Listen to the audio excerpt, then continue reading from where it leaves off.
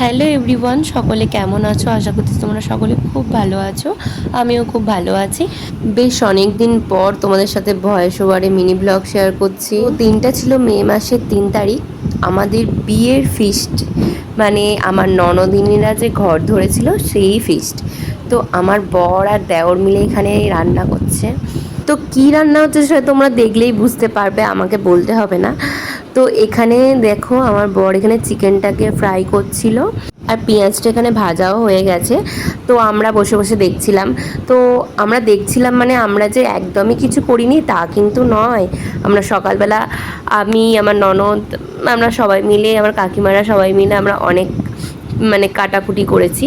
আর ওদের কাজ হচ্ছে রান্না করা। তো তোমরা দেখি বুঝতে পারছো কি হচ্ছে, বিরিয়ানি। আর এখন হচ্ছে বিরিয়ানিটা নৈবেদ্যের কলার মতো হয়ে গেছে।